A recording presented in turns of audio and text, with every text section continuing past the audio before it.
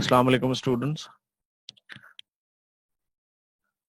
I hope so you are doing well for your exams. And our topic for today is voices, that is active, and passive voice. In your MCAT test, aptitude test, you are going to be tested with voices as well. This is another important component of our syllabus. So let's begin with voices. We have learned um this component in our last classes as well, right? We have been learning this for so long. हर class में ही पढ़े almost secondary classes के बाद, fifth class, sixth standard, seventh, तो matric में भी आपने पढ़ा, फिर in your intermediate as well. तो सबसे पहले तो बात करते हैं कि what is the purpose and the usages of this voice in our daily life. ये क्यों हर साल हमें पढ़ाया जाता है, वेदर इसकी कोई इफेक्टिविटी है या इफेक्टिविटी नहीं है, or whether we are using it in our daily life or not. So as far as the effectivity of active passive voice is concerned, so this component is used in our daily life very frequent. So the number one thing is voice indicates if the subject acts or is being acted upon. तो voices दो तरह की हैं, एक तो active voices हैं, एक passive voices हैं. एक्टिव वॉइस वो जिसमें आपको सब्जेक्ट एक्शन में नजर आए, सब्जेक्ट एक्ट करता हुआ प्रॉपरली विजिबल हो. और पैसिव वॉइस वो जहां पे एक्शन विजिबल हो, सब्जेक्ट की इतनी अहमियत ना हो. वेदर मेंशन्ड है तो ठीक है, नहीं मेंशन तो भी कोई इशू नहीं है. पर्पस क्या है? समटाइम्स जब हम whenever we are having a conversation or we are writing a report or we are quoting some incident, तो बाज जगह पे तो हमारे पास सब्जेक्ट अवेलेबल होता है और बाज जगह हमें सब्जेक्ट पता ही नहीं होता. तो the first and the foremost utility of passive voice is कि when the subject is not available, subject available नहीं है, ठीक है. For example, there was incident at Gulshan Chaurangi and two people got severely injured, right? Two people got severely injured. They were shifted to a nearby hospital. Now who shifted them? I don't know, right? Who hit them? I don't know. किस गाड़ी ने hit किया नहीं पता, driver भाग गया. You don't know the subject, right? Action पता है आपको कि हिट हुए. फिर हॉस्पिटल किसने शिफ्ट किया? They were shifted to a nearby hospital. You don't know the subject, right? That's why you told they were shifted. यहाँ पे they object है, उनको करीबी अस्पताल पहुंचा दिया गया, ठीक है. Then they were provided with medical treatment. उनको तिब्बी इमदाद फराहम की गई. Who provided that medical aid? Dr. Sara, Dr. Alina, Dr. Bilal, Dr. Kashif. I don't know the names. Then फिर पैसिव वॉइस बनाना पड़ेगा मुझे. So whenever you don't know about the subject, number one thing. Number two, subject पता हो, subject important ना हो, ठीक है.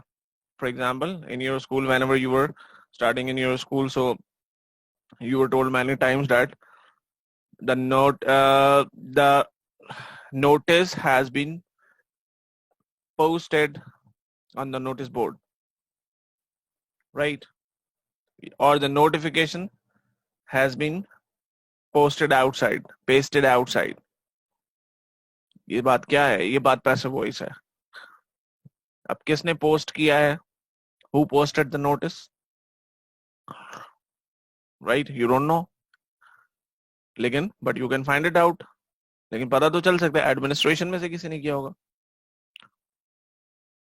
Now, in this situation, you can find out the subject, but subject is not important here. That's why we emphasized over the action. right? The notice, the result has been announced, obviously by the principal, by the administrator, by the coordinator. इन तीनों में से ही किसी ने किया होगा, but the result has been announced. Result announce हो चुका है. यहाँ पे action important है, तो जहाँ action important होगा वहां पे ऐसे voice बनाओगे आप. And number one thing, when the subject is missing, subject है ही नहीं. Secondly, most important thing, subject है but subject important नहीं है, right? तो ये दो सिचुएशन यूजुअली हम एनकाउंटर करते हैं कि सब्जेक्ट है इंपॉर्टेंट नहीं है, सब्जेक्ट है ही नहीं, या आप सब्जेक्ट को intentionally, third thing, when you try to hide the subject intentionally आप सब्जेक्ट नहीं बताना चाह रहे. अब जी आपको पता है कि अगर आपने बता दिया कि आपने काशिफ से बुक ली है तो अम्मी बहुत नाराज होंगी, ठीक है, तो आप नहीं बता रहे, आप सब्जेक्ट हाइड कर रहे हैं, ठीक है. I was informed that the school was closed yesterday. ठीक है, I was informed, मुझे बताया गया. किसने बताया? काशिफ ने बताया. But I cannot recall his name at my home. Then again मुझे पैसिव वॉइस का सहारा लेना पड़ेगा. तो पैसिव वॉइस का बहुत ज्यादा यूजेज है आपकी डेली लाइफ में, आप बहुत ज्यादा इस्तेमाल करते हैं पैसिव वॉइस को. पैसिव वॉइस रिपोर्टिंग में भी यूज होता है. whenever you are reporting about something, newspapers में बड़ा फ्रीक्वेंट इसका इस्तेमाल है, right? So report writing, पास के इवेंट्स को आप एक्सप्रेस कर रहे होते हैं, तब यूजुअली हम पैसिव वॉइस यूज करते हैं. स्टोरी राइटिंग में हम करते हैं. See the examples. Christine wrote the report. Here you know the subject is Christine. Christine is the subject and the act is wrote, right? In this statement the subject acts, right? But if you make the passive voice of this statement, the report was written by Christine. Here the subject, the report was acted upon. ठीक है, यहाँ पे काम को highlight कर दिया गया, subject secondary हो गया. अब एक क्वेश्चन है, वो क्वेश्चन ये है कि जब आपने ये बता दिया कि भाई सब्जेक्ट अनइम्पोर्टेंट है, सब्जेक्ट को हाइड करना है, या सब्जेक्ट अवेलेबल ही नहीं है, तो फिर बाय लगा के सब्जेक्ट लगाने की जरूरत क्या है? तो ये भाई हम एशियन हजरात में होता है ज्यादा, ये बाय लगा के सब्जेक्ट लगाना. ऑल्दो इंटरनेशनली जो पैसिव वॉइस की प्रैक्टिस है उसमें यही है कि बाय लगा के सब्जेक्ट नहीं लगाया जाता. It's not important. भाई जब आपने सब्जेक्ट बताना ही नहीं है, सब्जेक्ट आपके पास अवेलेबल नहीं है, और यू इंटेंशनली अनइंटेंशनली हाईलाइट नहीं करना चाह रहे सब्जेक्ट को, you intentionally want to hide the subject, तो फिर बाय लगा के सब्जेक्ट लगाने की जरूरत क्या है? तो ये एशियन हजरात, क्योंकि हम वो स्ट्रक्चर पे चल रहे होते हैं ना, specifically traditional sort of thinking है हमारी, तो हमें वो हम जरूरत फील करते हैं इस बात की कि the thief was arrested by the police. By the police लिखने की जरूरत क्या है? भाई अरेस्ट पुलिस ही करेगी ना, ऑब्वियसली लॉ एनफोर्समेंट ही करेगी, right? The lesson was taught by the teacher. Obviously sweeper is not gonna teach you the syllabus, but we use here in active and passive voice. The active voice describes a sentence where the subject performs the action stated by the verb. Active voice में subject perform कर रहा होता है action को as stated by the verb, right? In fact, sentences constructed in the active voice add impact to your writing. हम usually prefer करते हैं कि हम एक्टिव सेंटेंसेस यूज करें while writing. और वो क्यों करते हैं? वो इसलिए करते हैं कि that gives a good impact to your writing, right? Passive voice में क्योंकि सब्जेक्ट नहीं पता होता, सब्जेक्ट वेग होता है, या सब्जेक्ट अनआइडेंटिफाइड होता है, तो इसलिए that doesn't give you a good impact to your writing. Sentences written in the active voice are easier to understand than sentences written in the passive voice. Active sentences समझने में भी आसान होते हैं rather than the passive voices, right? क्योंकि passive voices में ambiguities बहुत ज्यादा होती हैं, ambiguous sentences भी हो सकते हैं. Next, switching the passive voice into the active voice is straightforward, but it requires a bit of practice. It's very easy कि आप एक्टिव से पैसिव में कन्वर्ट कर दें, पैसिव से एक्टिव में कन्वर्ट कर दें. ये स्ट्रेट फॉरवर्ड सा काम है, बड़ा आसान सा काम है, लेकिन इसमें कुछ प्रैक्टिस रिक्वायर्ड है. चलें जी, let's move on. Now we can think of a sentence in which we have three elements. हम किसी एक सेंटेंस को एग्जाम्पलीफाई कर लेते हैं. For example, the dog bit the boy, right? तीन components आइडेंटिफाई करें. The person or thing doing the action, यानी कि subject, the action, verb यानी verb, and the person or thing who is acted upon, वो चीज जिस पे काम हुआ है, वो चीज जिस पे action act हो रहा है, वो है object. Subject, verb and object. ये तीन components important हैं voices पढ़ने में, voices पढ़ने के लिए, right? For example, the dog bit the boy. Here our elements are the dog bit the boy. Now this becomes an active voice. It's very clear कि active voice है, subject भी clear है, verb भी clear है, object भी clear है, right? Now we can change the sentence so that we start with the boy. अब हमने जब sentence को change करना है, तो the person or thing acted upon, अब हम boy से शुरू करेंगे, क्योंकि boy object था, right? वो चीज जिस पे act हुआ है, the person or thing acted upon. So the boy was bitten by the dog, or the boy was bitten. Obviously, dog नहीं bite किया होगा ना, इंसान ने नहीं किया होगा. Bitten by the dog. It's optional now again. By the dog इसलिए bracket में लिखा है मैंने कि ये optional होता है. Now we have passive voice, right? The object of the original sentence, the dog, is used as a subject of the verb. अब हुआ क्या?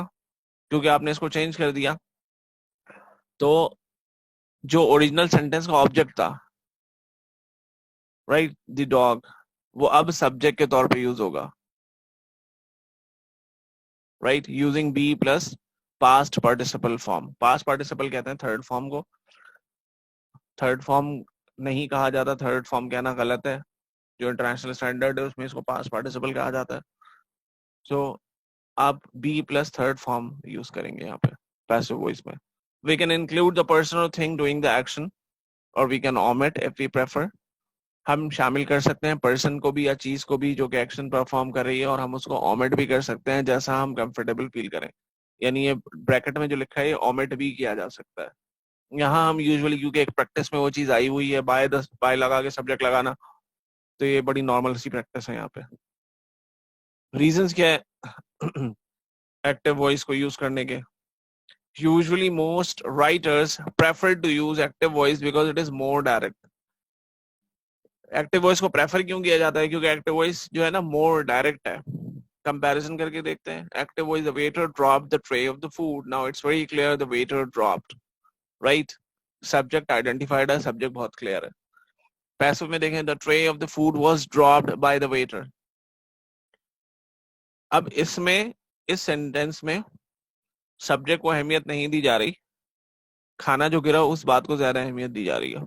So whenever you want to emphasize over the action, तो आप passive voice use करते हैं.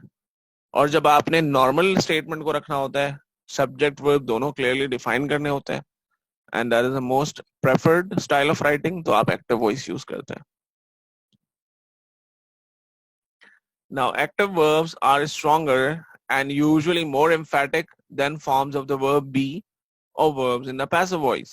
Action verbs जो है वो strong होते हैं और ज्यादा emphatic होते हैं, ज्यादा emphasize करते हैं, rather than the forms of the verb be form या passive voice वाली form पे. For example, the award-winning chef prepares each meal with loving care. The award-winning chef prepares each meal with loving care. Now make this sentence into passive voice. सबसे पहले तो identify कर लो subject क्या है, right? फिर verb क्या है and then object क्या है. तो आप आइडेंटिफाई करें सब्जेक्ट क्या है, award winning chef, right? Verb क्या है, prepares, एंड ऑब्जेक्ट क्या है, मील, राइट? सो पैसिव वॉइस में कन्वर्ट करेंगे तो ईच मील, अब ईच मील को आप सिंगुलर कंसिडर करेंगे प्लूरल कंसिडर करेंगे? ऑब्वियसली सिंगुलर कंसिडर करेंगे।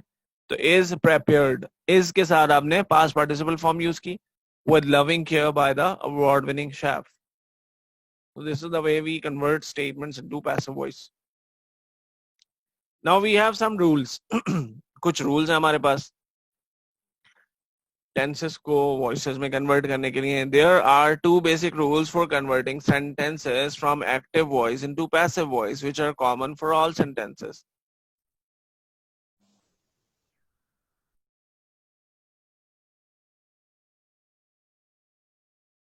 Sorry for the interruption. So we have some rules for passive voice, right? There are two basic rules for converting sentences from active into passive, which are common for all sentences. ये तमाम sentences, तमाम tenses के लिए common है, right?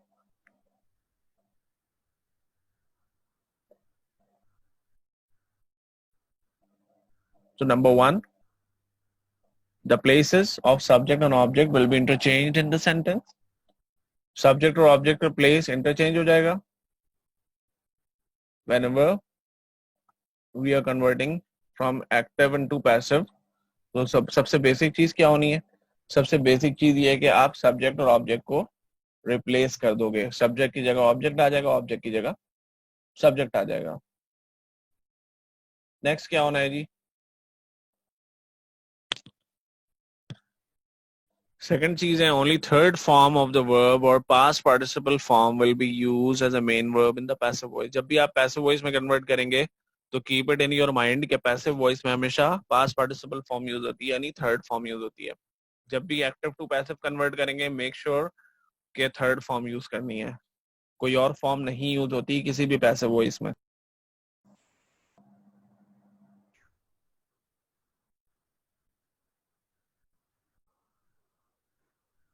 So the rules for using auxiliary verb in a sentence are different for each tense as follows.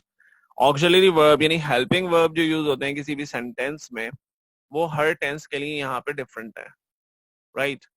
For example, let's begin with the first component, that is present simple tense. Present simple tense से हम शुरू करते हैं और एक एक करके हम तमाम टेंसेस के ये डिस्कस करेंगे, फिर हम उसकी प्रैक्टिस सेशन पे आएंगे। So simple present tense, simple present tense में जब आप कन्वर्ट करेंगे active sentence to passive sentence, active voice to passive voice, तो आपके पास प्रेजेंट सिंपल में एक्टिव फॉर्म में होता है subject verb and object, right? और आप जो है वो वर्ब में SEIS का इजाफा कर देते हैं, सेंटेंस अफर्मेटिव है तो।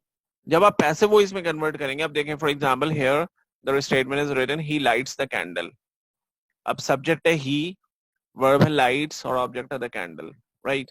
जब पैसिव वॉइस में कन्वर्ट करेंगे तो ऑब्जेक्ट पहले आ जाएगा, द कैंडल आ गया पहले, उसके बाद हम इज, एम या आर में से कोई एक कंपोनेंट लगाएंगे। कैंडल सिंगुलर है, ऑब्वियसली इसके साथ इज लगेगा।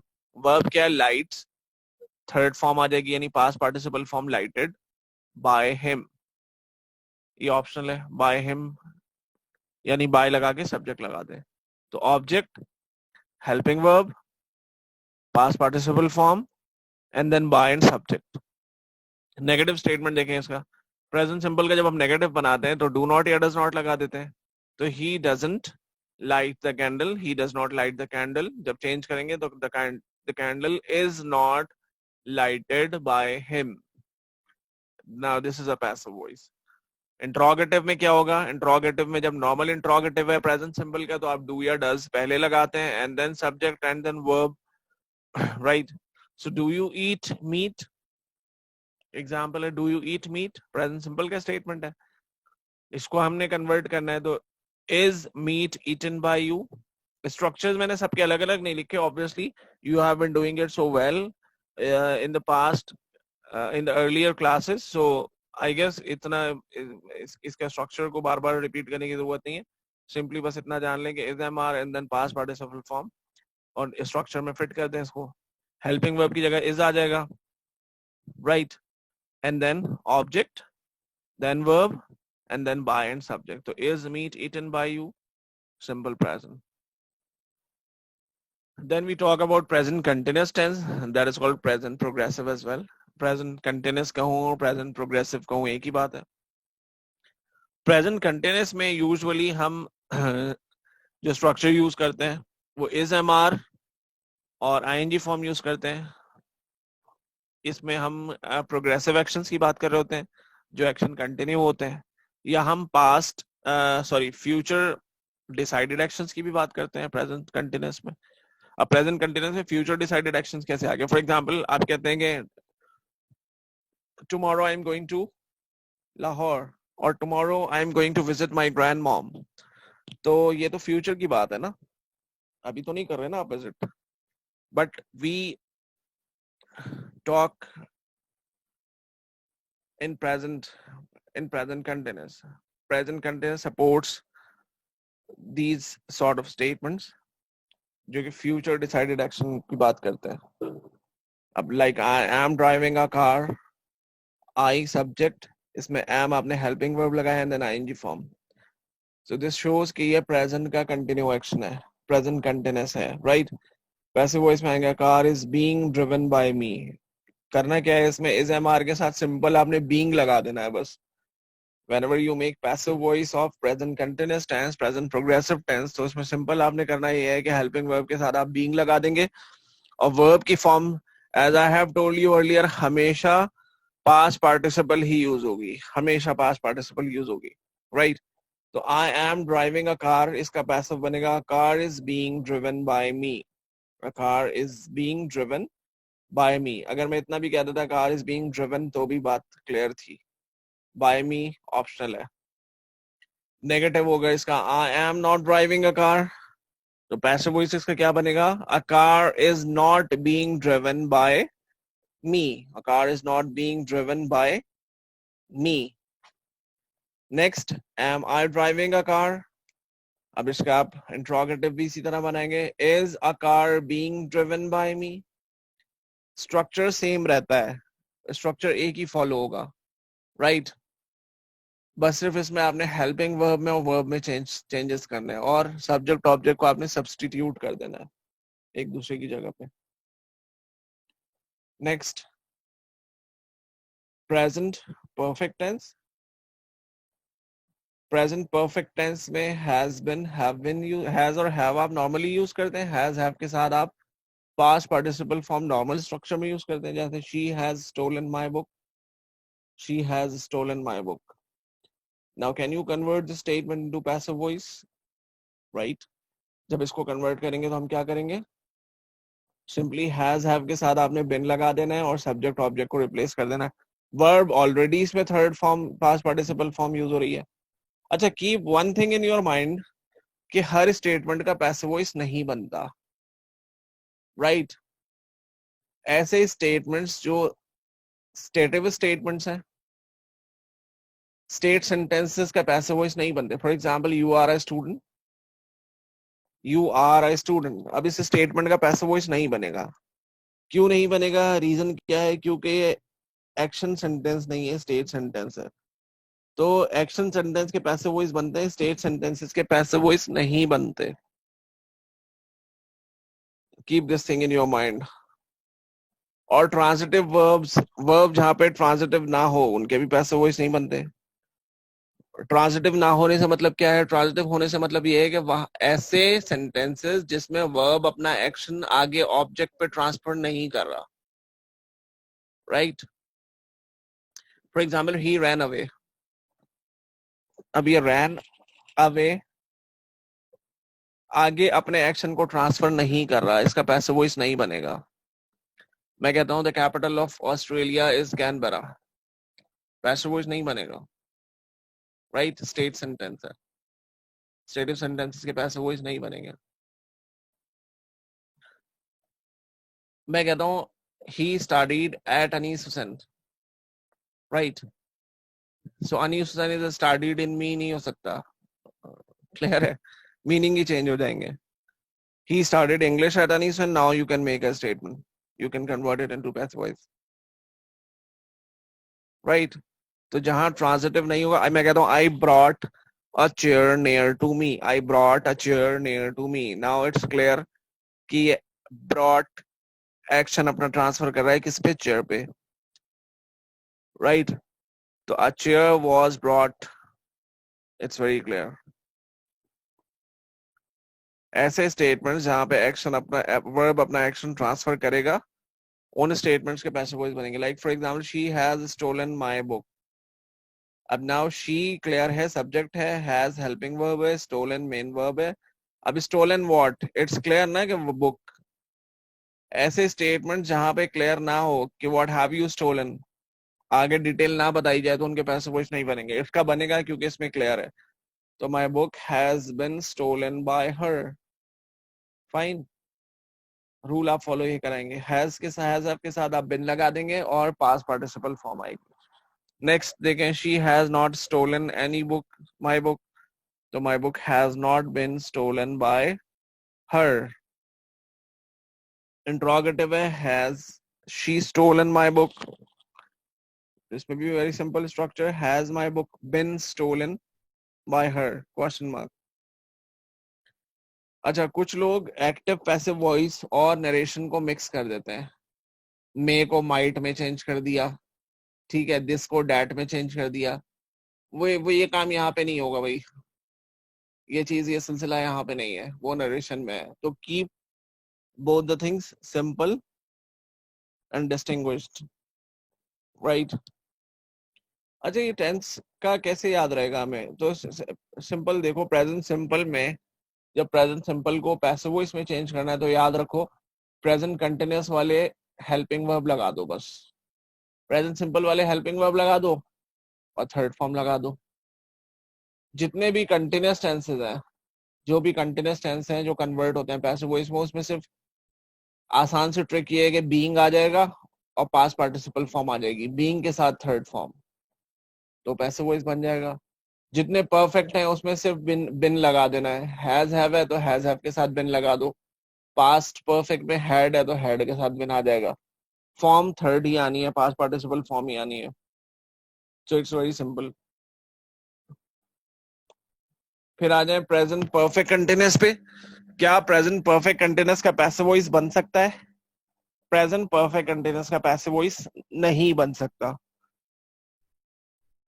उसका पैसिव वॉइस नहीं बन सकता, क्योंकि it's not possible, grammatically structure wrong हो जाएगा। Something that is continue and that has dual time frame, और उसको फिर आप पैसिव में कन्वर्ट करो, तो दैट इज इम्पॉसिबल, राइट? फिर आते हैं हम सिंपल पास्ट के ऊपर।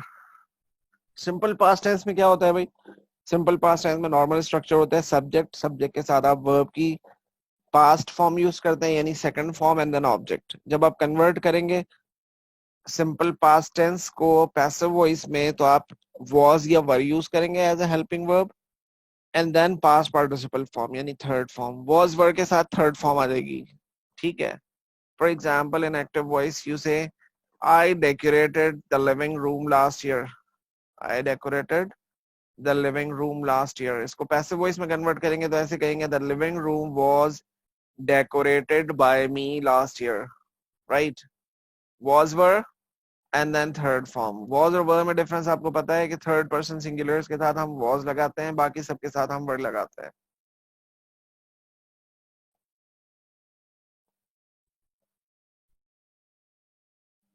First form, sorry, first person के साथ भी हम I was यूज करते हैं definitely. First person and then third person singulars. Next, I did not decorate the living room last year, negative, and the living room was not decorated by me last year. This is simple past. Was were and then past participle form. Then past continuous tense. As I have told you earlier, जितने continuous tense हैं उसमें आप helping verb के साथ being का इजाफा कर दें। पहले हम past continuous में वैसे normally हम क्या यूज करते हैं? Was were and then ing form. They were waiting for you. I was calling you continuously, right? तो इसमें होगा क्या? इसमें was were के साथ सिर्फ being का इजाफा हो जाएगा and then past participle form. Like he was revising his books, so his books were being revised by him, passive voice. Negative देखें, he was not revising his books. इसको जब कन्वर्ट करेंगे तो his books were not being revised by him. Interrogative में was he revising his books? So were his books being revised by him? were क्यों आया? क्योंकि books की बात हो रही है, books plural है.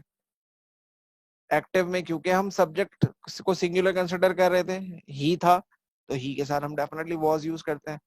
और यहाँ पे क्योंकि अब बुक्स को हमने सब्जेक्ट की जगह पे ले आए हैं, ऑब्जेक्ट को सब्जेक्ट की जगह पे ले आए और वो प्लूरल है, तो ऑब्वियसली हम वर यूज करेंगे. Fine. Next statement, next tense है जी past perfect tense. Past perfect tense का बेजा इस्तेमाल और गलत इस्तेमाल बहुत ज्यादा है हमारे यहाँ, साउथ एशिया में खास तौर पे हम इसको बहुत ज्यादा यूज कर लेते हैं. परफेक्ट मींस होता है, मैंने आपको पहले भी क्लास में बताया था कि परफेक्ट का मतलब होता है past. Right, in grammar the perfect means past.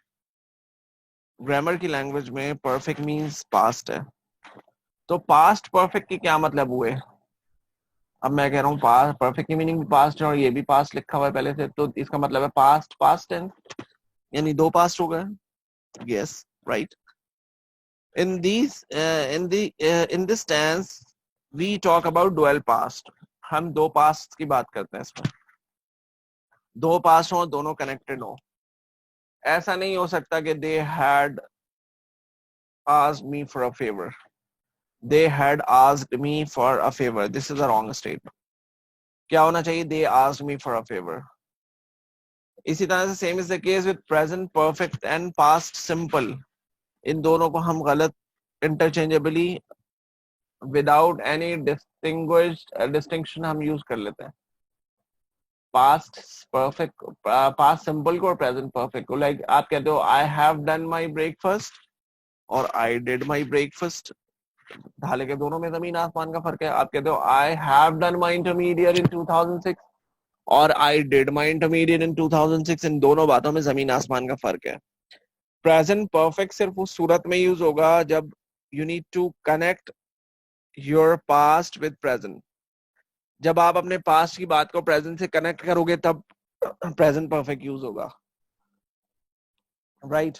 और अगर पास्ट की इवेंट को पास्ट में ही बताना है तो आप पास्ट सिंपल बताओगे. राइट, पास्ट सिंपल यूज होगा, फिर प्रेजेंट परफेक्ट यूज नहीं हो सकता. Like I have seen him yesterday और आई सॉ हिम यस्टरडे में ज्यादा अप्रोप्रिएट जो है वो आई सॉ हिम यस्टरडे है, क्योंकि पास्ट के एक इवेंट का तस्करा हो रहा है. राइट. और अगर कोई प्रेजेंट पे एक्शन अभी गुजरा है, रीसेंट पास्ट में गुजरा है, उसको डिनोट करना है, उसको शो करना है, उसको एक्सप्रेस करना है, तो definitely you will be needing present perfect. अच्छा, पास्ट परफेक्ट का क्या सीन है? पास्ट परफेक्ट बेटा दो पास्ट को इंडिकेट करता है. लाइक वो पुराने जमाने में जब वो टीचर पढ़ा रही होते हैं ना, तो वो वही ट्रेडिशनल स्टेटमेंट्स आपको स्कूल्स में कॉलेजेस में पढ़ाया जाता है कि डॉक्टर के पहुंचने से पहले मरीज मर चुका था, है ना, मेरे स्कूल पहुंचने से पहले घंटी बज चुकी थी, माली पौधों को पानी दे चुका था, व्हाटएवर. तो ये किस चीज की इंडिकेशन होती है? बेसिकली इंडिकेशन थी दो पास की.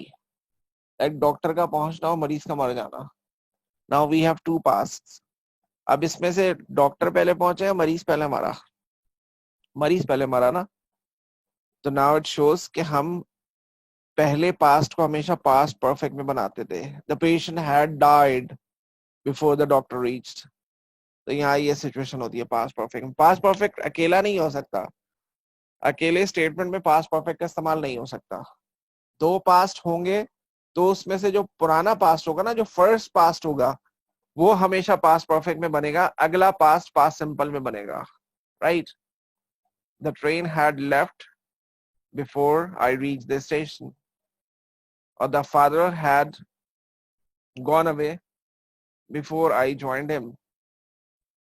Right.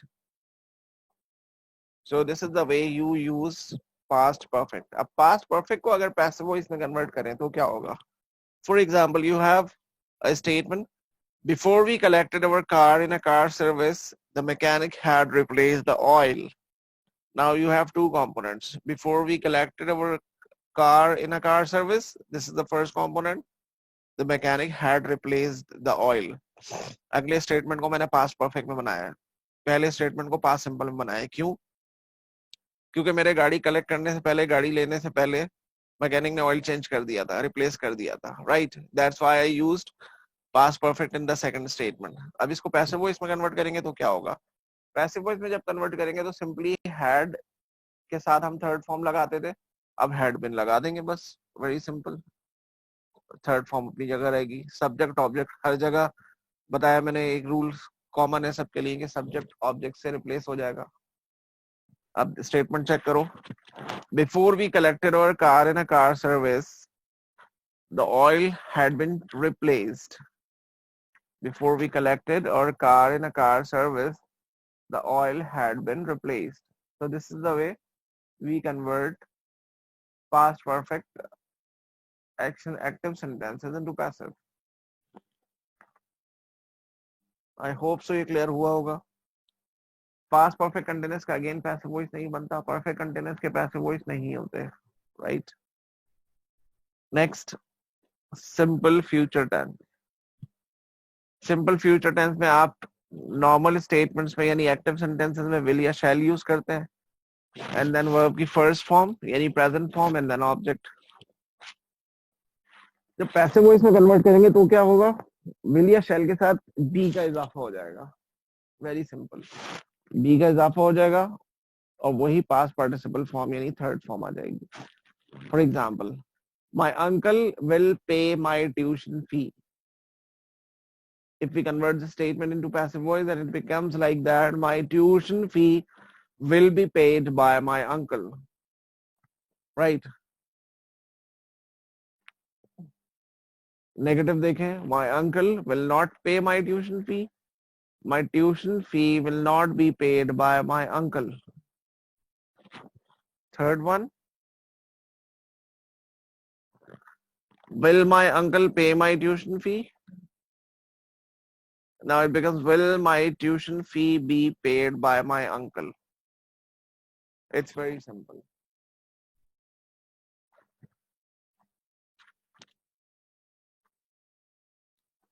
नेक्स्ट है जी फ्यूचर कंटिन्यूस। फ्यूचर कंटिन्यूस का पैसिव वॉइस नहीं होता क्योंकि उसमें ऑलरेडी बी यूज होता है, बी फॉर्म ऑलरेडी यूज हो रही है वहां पे, तो देयर इज नो पॉसिबिलिटी कि आप इस तरह से कह दे that thing will be being, right, will be being carried away, no. तो दैट्स व्हाई हम जो है फ्यूचर कंटिन्यूस का पैसिव वॉइस नहीं बनाते। That sounds awkward, right? कुछ लोग बना लेते हैं बट वो गलत है।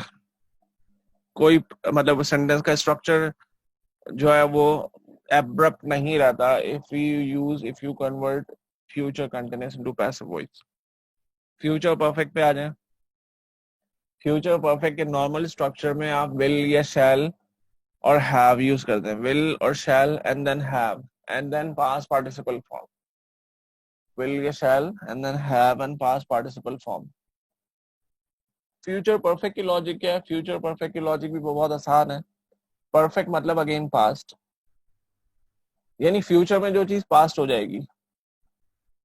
फ्यूचर में कोई चीज पास्ट कैसे हो सकती है? फ्यूचर में कोई चीज पास्ट ऐसे हो सकती है जैसे फॉर एग्जांपल आप कहते हैं कि भाई 2020 तक आप लोग इंटरमीडिएट कर चुके होंगे, राइट? उर्दू में ऑब्वियसली वो कन्वर्ट करने में वो एक्सप्रेशन तो नहीं आ सकता क्योंकि एक लैंग्वेज को दूसरी लैंग्वेज में ट्रांसफॉर्म करना पॉसिबल नहीं, but just for the sake of understanding मैं कहता हूं कि भाई 2020 तक या 2022 तक बिलाल कराची से जा चुका होगा। अब नाउ 2020 में बिलाल का कराची से जाना, दैट थिंग, ये चीज जो है ये फ्यूचर में परफेक्ट हो चुकी होगी, फ्यूचर में पास्ट हो गई होगी ये बात, ये वो जा चुका होगा। यार 22 तक तो वो कहाँ होगा कराची में, 22 तक तो वो कराची से लाजमी जा चुका होगा, यानी मे बी 21 के एंड में वो चला गया हो, right? But I am talking about the prediction of future. Future में पास्ट की प्रेडिक्शन कि फ्यूचर में चीज पास्ट हो जाएगी। एक्टिव सेंटेंसेस क्या होंगे इसके? We shall have done our homework, ठीक है, टाइम भी बताना चाहिए था वैसे इसमें, and when we convert it into passive voice, so our homework shall have been done by us. Shall have been done by us. अच्छा, will और shall का इशू बहुत ज्यादा बहुत लोग पूछते हैं. अब जो है ब्रिटिश भी will ही यूज करते हैं, वो यूजुअली अब shall I और we के साथ, वैसे तो फर्स्ट पर्सन के साथ shall यूज होता है, बट यहाँ भी ये जो है ना, you could have used shall or will, it's up to you. यहाँ will भी यूज हो सकता था, कोई इशू नहीं है will के यूज करने में, बट ब्रिटिश जो ट्रेडिशनल राइटर्स स्पीकर्स हैं वो आज भी फर्स्ट पर्सन के साथ shall यूज करते हैं. So it's up to you whether you use shall or will. Exam में आप ऑब्वियसली, एग्जाम में डिस्टिंक्शन आती है इसकी, डिस्टिंग्विश करने को कहता है, तो आप एग्जाम में आप shall यूज करेंगे फर्स्ट पर्सन के साथ. Same is the case here. We shall not have done our homework. So homework shall not have been done by us. ये यहाँ shall क्यों यूज किया? क्योंकि हमने are यूज किया ना. That's why our homework shall not have been done by us. अगर यहाँ will भी यूज होता तो ये कोई error नहीं था. Shall we have done our homework? Shall our homework have been done by us? This is the way we use in future perfect tense. This was all about tenses. Tenses में यही है. दोबारा एक दफा देख लेते हैं इसको. Simple present tense, present simple, present continuous, present perfect. ठीक है, 3 tenses present में हो गए. फिर past simple, past continuous, past perfect. 3 past में हो गए, 6 हो गए. Future simple, future perfect. यानी 8 टेंसेस का हम पैसिव वॉइस बना सकते हैं. बाकी इन present perfect continuous tense, past perfect continuous tense, future continuous tense and future perfect continuous tense, we use the same tenses passive voice. हम कन्वर्ट नहीं करते, वही एक्टिव वॉइस ही पैसिव वॉइस कहलाता है, उसमें कन्वर्ट नहीं होता. It means these tense can not be change into passive form, right. Now modal auxiliaries. Modal auxiliaries में क्या करेंगे? पहली चीज तो मॉडल्स होते क्या हैं? We have some helping verbs, right, जिनके मुख्तलिफ यूजेज होते हैं. लाइक कैन है, कुड है, मे है, माइट है, मस्ट है. ये सारे मॉडल्स कहलाते हैं. इनको यूज करने का क्या तरीका है? फॉर एग्जाम्पल, किसी स्टेटमेंट में कैन या कुड यूज हो रहा है और उसको पैसिव वॉइस में कन्वर्ट करना है, तो आप सिंपली कैन या कुड के साथ बी लगा दें और थर्ड फॉर्म लगा दें, पास्ट पार्टिसिपल फॉर्म लगा दें. Like for example, if we use act in active voice, I can solve these sums. I can solve, subject है आई, मॉडल यूज हो रहा है कैन और वर्ब है सॉल्व, राइट. तो क्या करेंगे? ऑब्जेक्ट पहले लेंगे, ऑब्जेक्ट है these sums. These sums, can लगाया, बी लगाया, पास्ट पार्टिसिपल फॉर्म लगाया. तो these sums can be solved by me. I cannot solve these sums, so these sums cannot be solved by me. And can I solve these sums? So can these sums be solved by me? Same is the case you use with could. Could के साथ भी ऐसा ही बर्ताव करेंगे आप, same treatment होगा जो can के साथ होगा, राइट. आगे बढ़ते हैं जी. फिर आप आ जाए हैज टू या हैव टू पे. हैज टू और हैव टू फिक्स्ड एक्सप्रेशन है, किसी की कंपल्जन है कोई काम करने के लिए, तो आप हैज टू या हैव टू बोलते हैं. कैन यूज होता है पॉसिबिलिटी के लिए. Could is a past form of can, permission के लिए भी आप यूज कर सकते हैं, इनफॉर्मल, राइट. बट पॉसिबिलिटी के लिए, प्रोबेबिलिटी के लिए हम ज्यादा कैन यूज करते हैं. यूज टू ऑब्लिगेशन के लिए यूज होता है have to, sorry, have to, has to obligation के लिए. हैज टू हैव टू को जब कन्वर्ट करेंगे पैसिव वॉइस में, तो हैज टू हैव टू के साथ आप बी लगाएंगे और पास्ट पार्टिसिपल फॉर्म लगाएंगे. Very simple. For example, he has to complete his assignment. He has to complete his assignment. तो पैसिव वॉइस बनेगा his assignment has to be completed by him. Simply has to के साथ आपने B लगा दिया, subject object को replace कर दिया. नेक्स्ट है जी यूज ऑफ मस्ट. मस्ट अगर यूज हो रहा है कहीं, must is also use for obligation, compulsion for something. Obligatory modal है. एक्टिव वॉइस में you must learn this book. जब पैसिव में कन्वर्ट करेंगे तो मस्ट के साथ आप बी लगा देंगे and then past participle this book must be learned by you, this book must be learned by you. Then use of मे के साथ आप बी लगाएंगे और past participle form same. Modals के साथ यूजुअली आपने यही करना है, be and past participle form. I may buy the book, may permission के लिए भी यूज होता है, पॉसिबिलिटी के लिए भी यूज होता है, डिफरेंट यूजेज है मे के। इनके मॉडल्स के यूजेज में कोई कंफ्यूजन हो तो you may ask me, right. वैसे तो ये आपने सब पढ़े हुए हैं यूजेज, इस वजह से मैं इस चीज को रिपीट नहीं कर रहा क्योंकि ये एक फिर पूरा टॉपिक ही अलग है इनके फंक्शंस का। तो आई मे बाय द बुक, अगर मे यूज हो रहा है तो मे बी लगा देंगे and then past participle form, the book may be bought by you, right. फिर आ जाए माइट पे। मे और माइट में फर्क क्या होता है? पहली चीज तो may is more probable and might is less probable.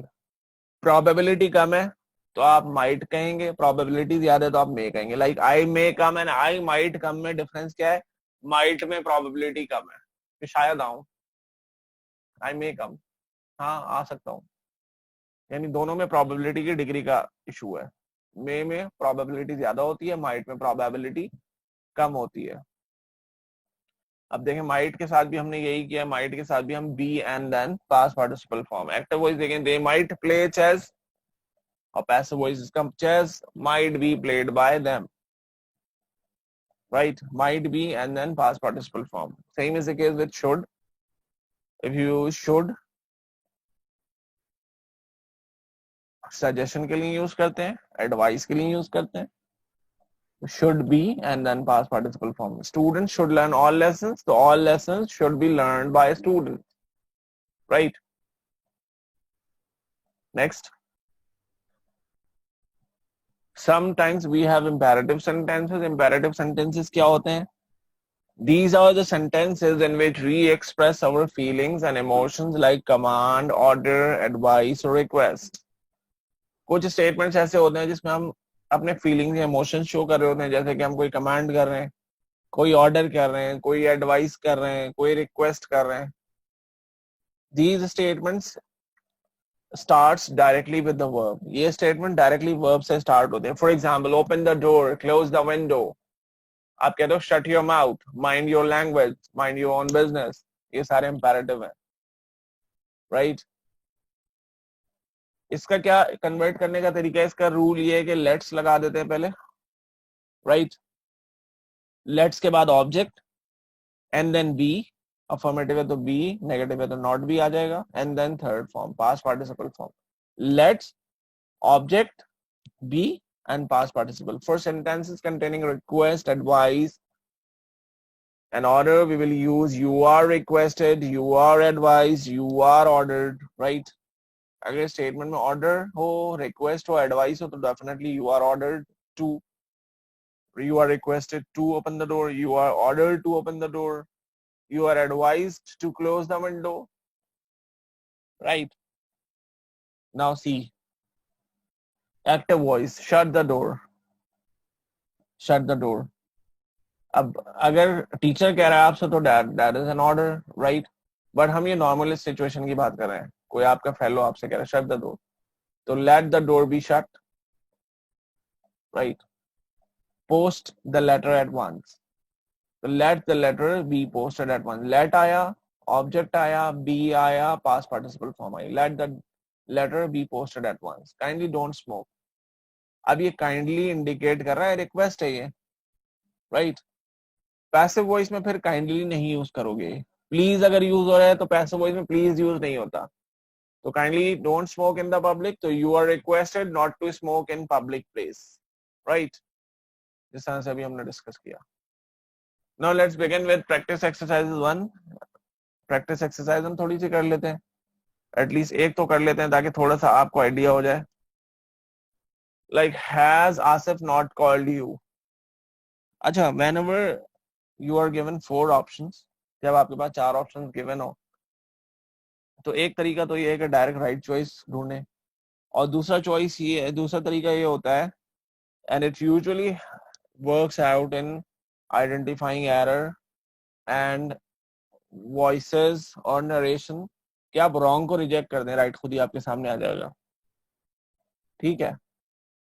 तो has Asif not called you, अब इसमें देखो सब्जेक्ट क्या है, ये तो नॉर्मल स्टेटमेंट है ना, has Asif not called you, Asif subject है, यू ऑब्जेक्ट है। अब जब हम कन्वर्ट करेंगे तो यू पहले आ जाएगा, तो यू के साथ क्या हम हैज लगाते हैं, हैज नहीं लगाते, हैव लगाते हैं। तो डी तो वैसे ही रिजेक्ट कर दो, डी पे आप वैसे ही क्रॉस लगा दो, बोलो भाई डी हो ही नहीं सकता, राइट, क्योंकि हम यू के साथ तो हम हैव लगाते हैं ना, और इंट्रोगेटिव में कन्वर्ट करना है। तो अब ये तीन ऑप्शंस आपके सामने हैं, इन तीनों में तीनों हैव भी आ रहा है और यू भी आ रहा है। फिर आप देखें टेंस कौन सा है, ये टेंस है प्रेजेंट परफेक्ट। प्रेजेंट परफेक्ट में जब कन्वर्ट करते हैं तो मैंने आपको बताया था सिर्फ हैज और हैव के साथ बिन लगा देते हैं, बिन लगा देते हैं अभी, लेकिन यहाँ पे एक ऑप्शन में बीइंग भी लगा हुआ है, तो बीइंग का तो कोई सवाल ही नहीं है, कंटिन्यूस तो है नहीं है, तो ये दो रिजेक्ट हो गए, दूसरा भी रिजेक्ट हो गया। अब ये दो ऑप्शन बचा आपके सामने, तो इसमें भी हैव भी यूज हो रहा है, यू भी यूज हो रहा है, नॉट भी यूज हो रहा है, और एक में बिन यूज हो रहा है, एक में बिन यूज नहीं हो रहा, तो डेफिनेटली वो ऑप्शन करेक्ट है जिसमें बिन यूज हो रहा है, राइट। वरना तो अदरवाइज तो ये सेम रह जाएगा, आपने कोई कन्वर्जन नहीं की इसमें, सिर्फ सब्जेक्ट ऑब्जेक्ट रिप्लेस कर दिया, right. So first one option is the right option. Same is the case with the second one. I shall not face this difficulty. Identify करें सबसे पहले तो कि टेंस कौन सा है, टेंस है जी प्रेजेंट और फ्यूचर सिंपल, राइट। सब्जेक्ट है आई, राइट। हेल्पिंग वर्ब है शैल, और नेगेटिव स्टेटमेंट है, वर्ब है फेस, ऑब्जेक्ट है दिस डिफिकल्टी, दिस डिफिकल्टी पहले आ जाएगा, चारों में दिस डिफिकल्टी पहले है। फिर देखें एक में शैल है, बाकी में विल है। अब क्या हम शैल यूज करेंगे, क्या ये this difficulty first person singular है, नहीं, तो इसका मतलब है ऑप्शन ए हटा दिया जाए, ऑप्शन ए हटा दिया गया। फिर देखें तीनों में कहां तक सेम है, दिस डिफिकल्टी विल, ये तीनों में कॉमन है, ठीक है। इसके बाद देखते हैं, यहाँ पे नॉट आ रहा है, यहाँ पे बी नॉट आ रहा है, यहाँ पे नॉट भी आ रहा है, तो विल बी नॉट तो नहीं होगा ना, will be not it's not correct form, will not be होना चाहिए, राइट। अच्छा हम क्या इसमें बी लगाएंगे, फ्यूचर सिंपल है तो यस बी लगेगा, तो इसका मतलब ऑप्शन बी भी रिजेक्ट हो गया और ऑप्शन सी भी रिजेक्ट हो गया, तो ऑप्शन डी आपके सामने है, right. So this is the correct option. Next, chief minister has inaugurated the exhibition, chief minister has inaugurated the exhibition, now it's present perfect, present perfect है, subject क्या है चीफ मिनिस्टर, वर्ब क्या है inaugurated, helping verb है has और exhibition, तो has been होना चाहिए, तो चीफ मिनिस्टर हैज बिन, अब हैज बिन लगेगा ना यहाँ पे, सब्जेक्ट ऑब्जेक्ट रिप्लेस कर दो, the exhibition has been inaugurated by the CM. Option में देख लें वॉज लग रहा है, वॉज का कोई सवाल ही नहीं है, क्रॉस लगा दें। हैड लग रहा है, ये ऑप्शन भी खत्म हो गया, दो ऑप्शन बचे आपके पास, exhibition has been inaugurated,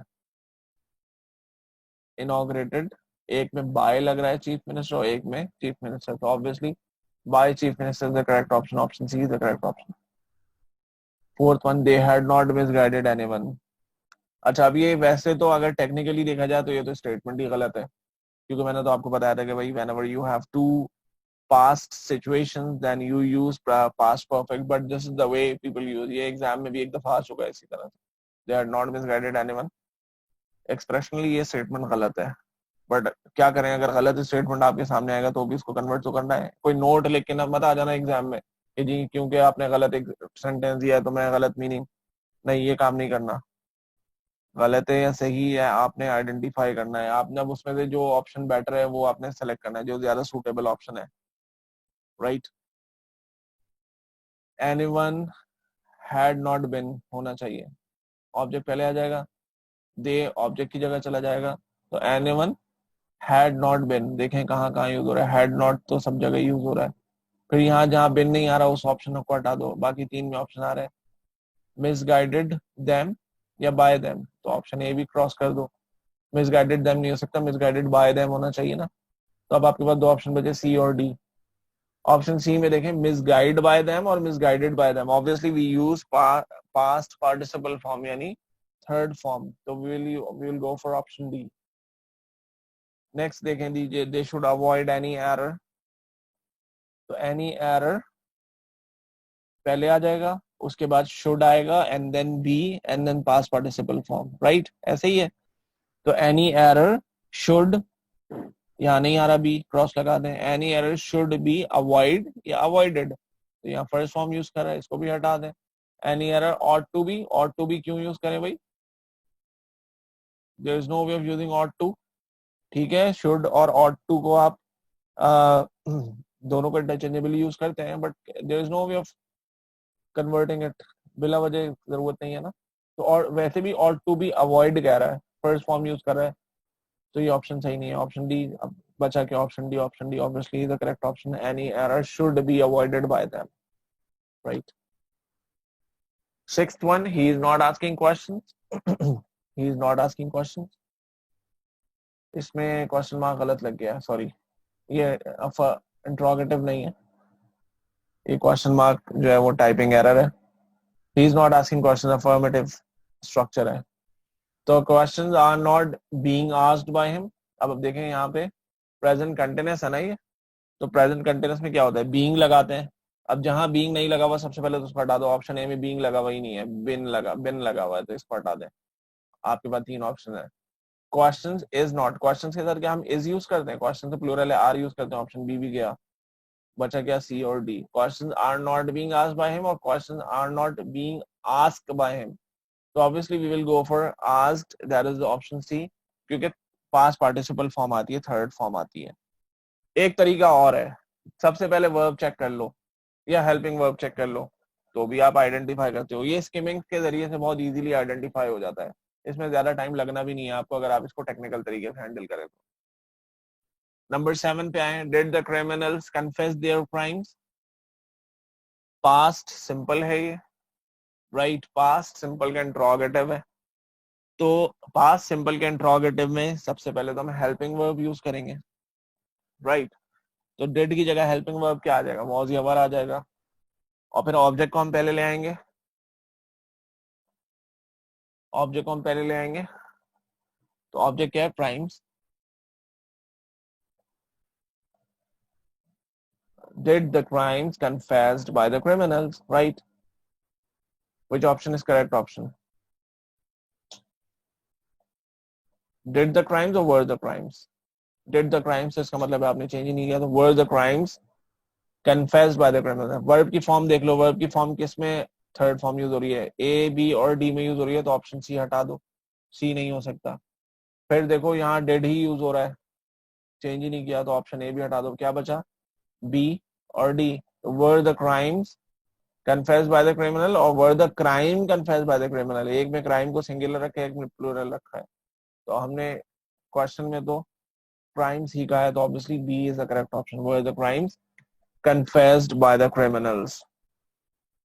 8th one, she was motivating her friends, past continuous है, ऑब्जेक्ट क्या है, her friends, ऑब्जेक्ट पहले ले जाए, और पास्ट कंटिन्यूस है, तो पास्ट कंटिन्यूस में बीइंग लग जाता है फिर, तो her friends were being, friends क्योंकि प्लूरल है, तो देख लें her friends were being कहाँ यूज हो रहा है, थर्ड वन में यूज हो रहा है ना, her friends, इसको पूरा पढ़े स्टेटमेंट को, her friends were being motivated by her, तो that is the correct option.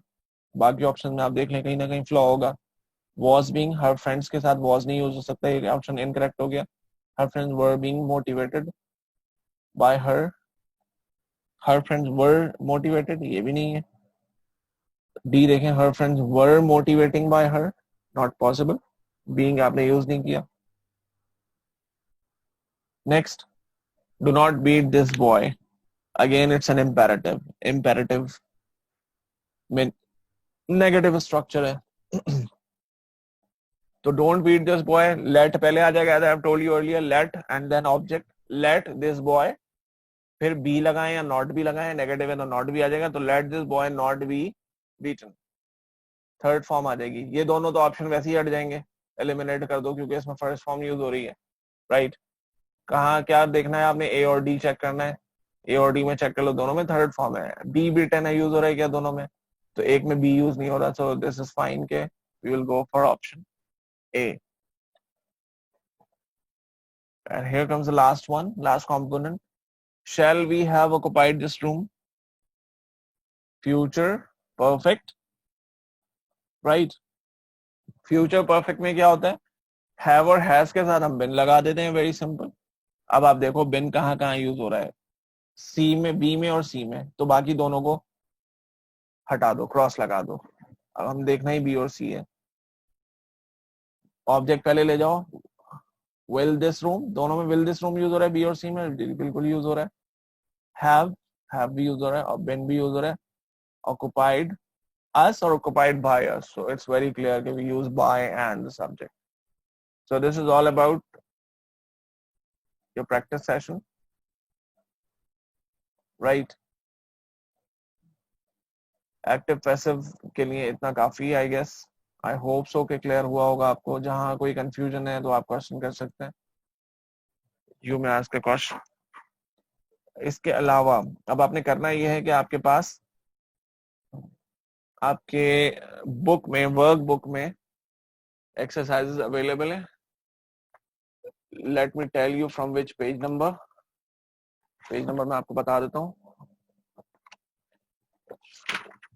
It's available on page number 99. Right, page number 99 पे जो test number 1 है, we have discussed this test. Test number 2 से page number 100 से आपने शुरू करना है और आपने ये जाना है पेज number 108 तक. 10 exercises हैं इसकी, ये solve करनी है आपने. जहाँ कोई confusion हो, you may ask in your group, right? So thank you very much for being here. So kind of you. It's all about for today. Thank you.